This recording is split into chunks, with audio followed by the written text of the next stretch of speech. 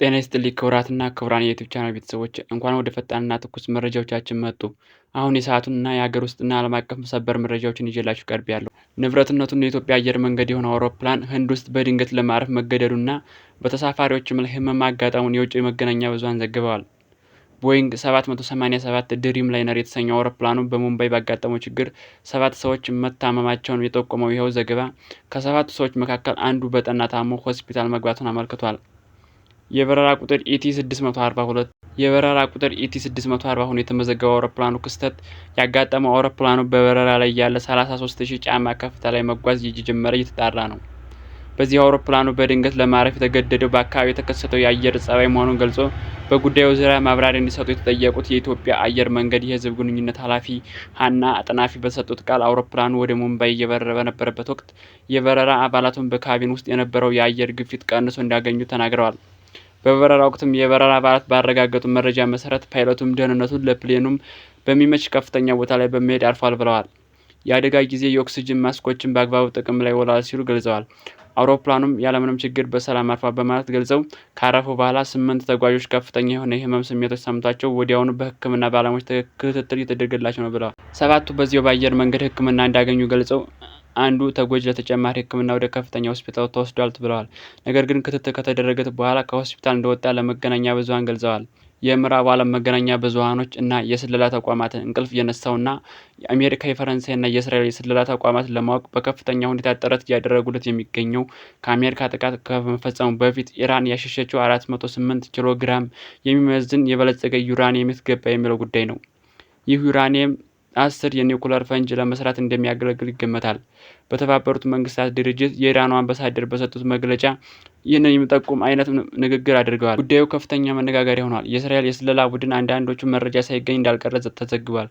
ይኸውም ኢራን እነዚያን የበለጸጉ ዩራኒየሞች ከኢራን ውጭ ከወዳጆቻቸው ሀገራት ላይ እንዳስቀመጠች የሚያመለክት መረጃ ወጥቷል። በመካከለኛው ምስራቅ በቀጠናው በዚህ ውጥረት የኢራን የዩራኒየም ክምችት ያለበት ሁኔታ እንደማይታወቅ የተገለጸ ባለበት ሁኔታ የእስራኤል የደህንነት ተቋማት አገኘ ነው ባሉት ፍንጭ መሰረት ኢራን የዩራኒየም ክምችቱ ከቀናት በፊት ወደ ሩሲያ ወይም ወደ ሌላ ወዳጅ አገር እንዳሻገረችው ተመልክቷል። በእስራኤልና በኢራን መካከል ለ12 ቀናት ከዘለቀው ደም አፋሳሽ ጦርነት በኋላ የእስራኤልና የአሜሪካ ሚዲያዎች ባለስልጣናትም የኢራን የኒውክሌር መሰረተ ልማቶች ላይ ጉዳት መድረሱንና ኢራንም ዩራኒየም የማበልጸግ አቅሟን መልሳ ለማግኘት ከፍተኛ ወራት ሊፈጅባት እንደሚችል ሲገልጹ መቆየቱ የሚታወቅ ሲሆን እስካሁን ድረስ ግን 400 ኪሎ ግራም በላይ የሚመዝነውና 12 የኒውክሌር ፈንጂዎች ለመስራት ተቃርቧል የተባለው አቅም ያለው 60 በመቶ የተጣራው ዩራኒየም ክምችት ሁኔታ ያለበት በግልጽ ሊታወቅ እንዳልቻለም የምዕራባውያን መገናኛ ብዙሃን ያሳወቁ ሲሆን ክምችቱም ከታወቁ የኒውክሌር ጣቢያዎችም ወጥቶ በድብቅ በተለይም ደግሞ በከፍተኛ ሁኔታ እንደተጠረጠረ ወደ ሩሲያ ሲሄዱ እንዳልቀረ የደህንነት ባለስልጣናት አስታውቀዋል። ከ12 ቀናቱም ደም አፋሳሽ ጦርነት በኋላም ኢራን አሁንም የኒውክሌር ጦር መሳሪያ ለመታጠቅ የሚያስችላትን የተጣራ የዩራኒየም ክምችት ማበልጸጓን የመቀጠል መብት እንዳላት የገለጸ ሲሆን ይህም ደግሞ በራሷ ሉዓላዊ ግዛት ውስጥ የማድረግ ፍላጎት እንደተጠበቀ መሆኑን በተባበሩት መንግስታት ድርጅት የኢራን ቋሚ መልእክተኛ አምባሳደር አሚድ ሰይድ አርባባኒ አስታውቀዋል። ኢራን ኢንተርናሽናል በዘገባው እንዳስታወቀው ምንም እንኳን በቀጠናው ከሚገኙ ሀገራት ጋር ያላትን ትብብር መፍጠር ወይም በጋራ መስራት የኢራንን የኒውክሌር ኃይል ለሰላማዊ መንገድ ብቻ የማበልጸግ ፍላጎት እቅድንም የሚያግዝ ቢሆንም በኢራን ሉዓላዊ ግዛት ላይ ማምረት አቅሟን ግን የሚተካ አይደለም ብለዋል። የኢራን አምባሳደር ኤርባኔ አክለውም በተለይም በኢራን በቀጠናው ከሚገኙ ሀገራት ጋር በመተባበር ለኒውክሌር ኃይል ማመንጨት እጅግ ወሳኝ ግብዓት የሆነው ዩራኒየም ደህንነቱ በተጠበቀ መንገድ ማከማቸትና የነዳጅ አቅርቦትን ጨምሮ በተለያዩ መንገዶች ሊደረጉ የሚችሉ ትብብሮችን እንደምትደግፍ ገልጸዋል። ነገር ግን እነዚህ ሁሉ ትብብሮችም ኢራን በሀገር ውስጥ የኒውክሌር ኃይል ለማመንጨት የምታደርገውን ጥረት የሚያግዙ እንጂ የሚያስቀሩ መሆን አይችሉም ማለታቸውን ተራራ ታይምስ በዘገባው ታውቋል። አምባሳደሩ አስፈላጊውን ስምምነት ከተደረሰ ኢራን ያስቀመጠችውን የዩራኒየም ኃይል የት እንዳለ ለመናገር ያኔ ፈቃደኛ እንደምትሆን በመግለጽ የበለጸገው ዩራኒየም በኢራን ግዛት ውስጥ አለ ወይስ ከኢራን ወዳጅ ሀገሮች ጋር በአንዱ ተቀምጧል የሚለውን በዝርዝር ለመናገር ልዩ የሆነ ስብሰባና ልዩ የሆነ ስምምነትን ያስፈልጋል። ደህንነቱን መጠበቁ መናገር ያስፈልጋል በማለት ማስታወቃቸውን መገናኛ ብዙሃን ዘግቧል።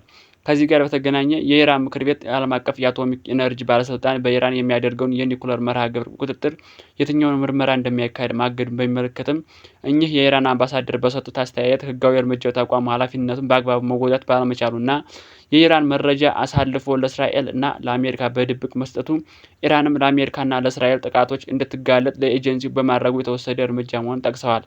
ተቋሙ አድሎ በሌለበት መልኩ የሚንቀሳቀስ እና የአሜሪካና እስራኤል መንግስታትን በኢራን የኒውክሌር መሰረተ ልማቶች ላይ የፈጸሙትን ጥቃት የሚያወግዝ ከሆነ እንዲህ አይነት ጉዳዮችን ወደ ጸጥታው ምክር ቤት በመውሰድ የኢራን ደህንነት ሁኔታ ለማረጋገጥ ያለውን ቁርጠኝነት የሚያሳይ ከሆነ በኢራን በኩል ተቋሙን ለመቀበልና ህጎችንም ተግባራዊ ለማድረግ ዝግጁ መሆናቸውን ሲሉ ውሳኔው ተቋሙን ተጠያቂነት ለማስፈን እንጂ ከዓለም አቀፍ የኒውክሌር ህጎች ለማውጣት ያለመ ሀሳብ የለንም ሲሉ ተደምጠዋል። ከዚህም ቀደም በኢራንና በአሜሪካ ባለስልጣናት መካከል የነበረው ውይይት የአሜሪካ መንግስት ኢራን በቀጠናው ከሚገኙት ሀገራት ጋር ትብብር እንድትመሰርትና የዩራኒየም ክምችቷን በሚመለከት እንደተገለጸው በሰላማዊ መንገድ ለማዋል የሚያስችላትን መጠን ብቻ እንድታገኝ የሚያስችል ስምምነት ሀሳብ ቀርቦ እንደነበር ዘገባው ያስታውሳል። ኢራንም በዚህ ሀሳብ የምትስማማ ከሆነ በምላሹም የተወሰኑ ማዕቀቦች እንደሚነሱላት ቃል ተገብቶ እንደነበር ይታወቃል። እናም ውድ አድማጮቻችን ለሰዓቱ የያዝናቸው ዋና ዋና ዜናዎች እነዚህን ይመስላሉ። በቀጣይ ሰዓታት እስከምንገናኝ ድረስ መልካም ቆይታ በያላችሁ ሰላማችሁ